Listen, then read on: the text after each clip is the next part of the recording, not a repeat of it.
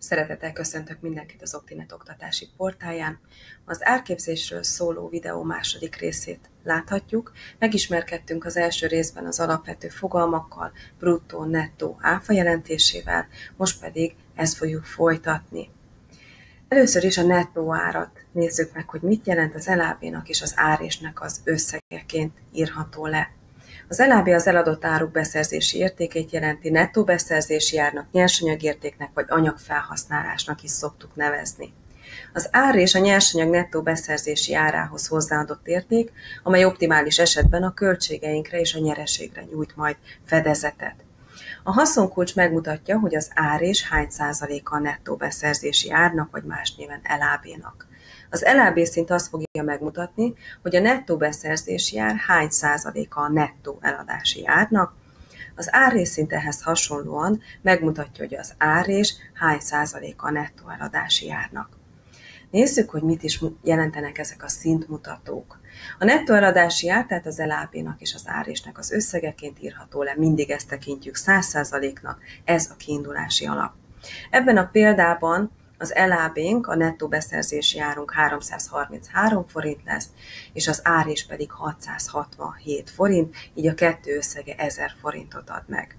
Nézzük tehát az elábé szint számítását. A 333 forintos elábét el kell osztanom az 1000 forintos nettó eladási árral, és vissza kell szoroznom 100-zal, hogy százalékos mutatót kapjak, így 33,3%-ot kapok elábé szintként.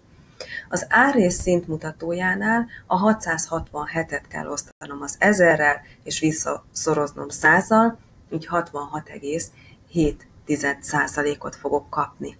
Jól látható már ebből a példából is, hogy az elábé szint és az árés szint összege pontosan 100%-ot ad, ez minden esetben igaz, ez egy nagyon fontos összefüggés lesz, amit használni fogunk. A haszonkulcs tehát egyenlő az árés osztva elábéval és szorozva 100-zal, hiszen a haszonkulcs azt mutatja meg, hogy az árés hány százaléka az elábénak, tehát ebben a példában 667 osztva 333-mal és szorozva 100-zal pontosan 200%-ot ad, hiszen jól látjuk, hogy az árés pontosan a kétszerese az elábénak, ezt mutatja a haszonkulcs azzal, hogy 200%-ot ad. Úgy is számolhatjuk, hogy az árés szintmutatóját osztjuk az elábé szintmutatójával, vagyis a 66,7-et a 33,3-del, ezt fogjuk visszaszorozni 100-zal, szintén 200%-ot fogunk kapni. Nézzük meg, milyen képleteket használunk tehát a számolások során. Az elábé szintet AF betűjelekkel is szoktuk jelölni, az anyagfelhasználást jelenti ez az AF rövidítés. Tehát az elábé szint egyenlő elábé osztva nettó eladási árral és szorozva 100-zal, vagy hogyha nem egy termék eladásáról van szó, hanem egy teljes üzlet bevételéről, akkor elábé osztva nettó bevétel szorozva 100 képlettel fogjuk megkapni. Az árés szint, amelyet ászként is szoktunk rövidíteni, egyenlő az árés osztva nettó eladási ár és szorozva 100-zal.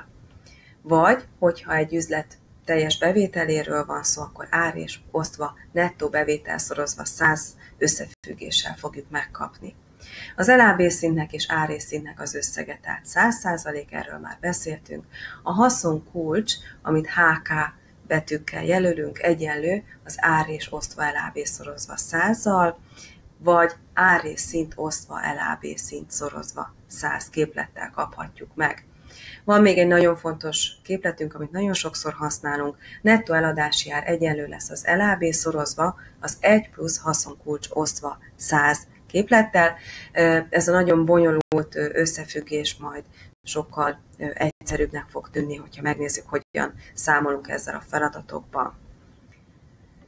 Nézzünk egy fontos összefüggést, amelyet érdemes megjegyezni, hogyha ismerjük mondjuk egy példában az elábé szintet, megadják, hogy 25% az elábé szint, akkor az árés szint könnyedén megkapható, úgyhogy 100 mínusz 25 egyenlő 75%-kal, és a haszonkulcs pedig az LAB szint és árrészszint segítségével könnyedén kiszámolható, 75 osztva 25-tel szorozva 100-zal egyenlő 300%.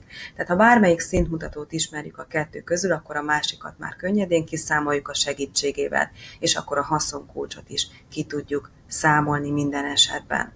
Nézzünk konkrét feladatot is, hogy hogyan működnek ezek az összefüggések. Számítsa ki egy adag görög saláta nettó eladási árát, melynek a nettó nyersanyag értéke 320 forint, és az árat 150%-os haszonkulccsal képezzük. Mennyi lesz az LAB szint és az árrészszint, mennyi a termék bruttó eladási ára és az áfa összege, ha az áfa egyenlő 18%-kal. A számításokat forintban kell elvégezni, forintadatokat egész számra, a bruttó árat pedig az 5 forintra kerekítés szabályának megfelelően kell kerekítenünk. Nézzük a megoldást. A nettó eladási ár tehát egyenlő LAB szorozva 1 plusz haszonkulcs osztva 100-zal, vagyis a 320-at szoroznom kell az 1 plusz 150 osztva 100-zal. A 150 osztva 100-zal az ugyebár 1,5-öt ad, hogyha ahhoz hozzáadok még egyet, akkor 2,5-et kapok, tehát 320 szorozva 2,5-del egyenlő 800 forinttal.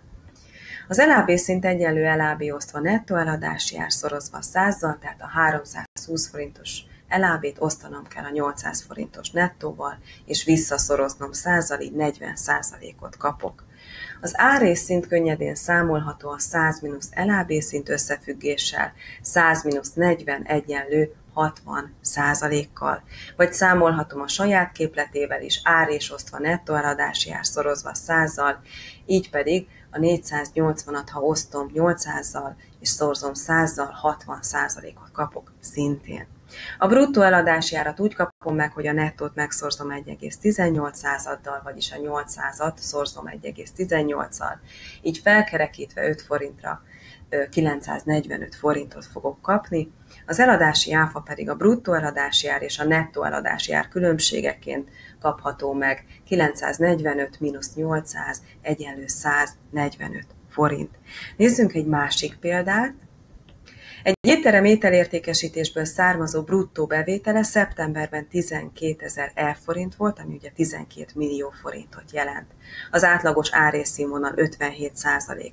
Mennyit költöttek nyersanyagra, milyen átlagos haszonkulccsal képezték az árakat, és mennyi lesz a befizetendő áfa, ha az áfa kulcs 18%-kal egyenlő. Itt a számításokat elforintban kell végezni, az adatokat egész számra, a fogyasztói árat pedig 5 forintra kell kerekíteni. Nézzük a megoldást.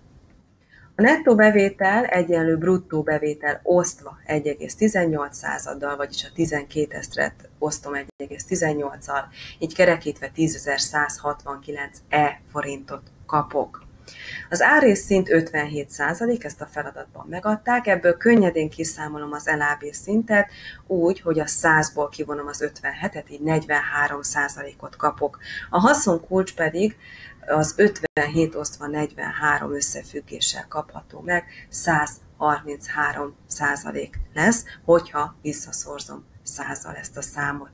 Az LAB egyenlő a nettó bevétel szorozva az LAB szinttel, és osztva 100-zal, tehát a 10.169-et tulajdonképpen 0,43, vagyis vettem a nettó bevételnek a 43%-át, így 4.373 forintot kapok, hiszen az LAB szint pontosan azt jelenti, azt mutatja meg, hogy a nettó bevételnek hány százaléka az LAB, történetesen most 43, így a 43%-ot kell kiszámolnom. A beszerzési áfa úgy kapható meg, hogy az LAB-t szorzom 0,18-dal, vagyis veszem a 18%-át a beszerzési árnak, így 787 000 forintot kapok. Az eladási áfa pedig a nettó bevételnek lesz a 18%-a, vagyis 1830 forint, 1.830.000 forint lesz tehát. A befizetendő áfa, vagy más néven áfa egyenleg, az eladási áfa és a beszerzési áfa különbségeként kapható meg, ez 1043 lesz. Én köszönöm szépen a figyelmet, remélem, hogy tetszett ez a videó is, hogyha igen, akkor örülünk a like-nak és örülünk a feliratkozásnak is, illetve várjuk az ötleteket további témák feldolgozásához, és megköszönjük, hogyha visszajelzést kapunk a videóval kapcsolatban. Köszönöm szépen!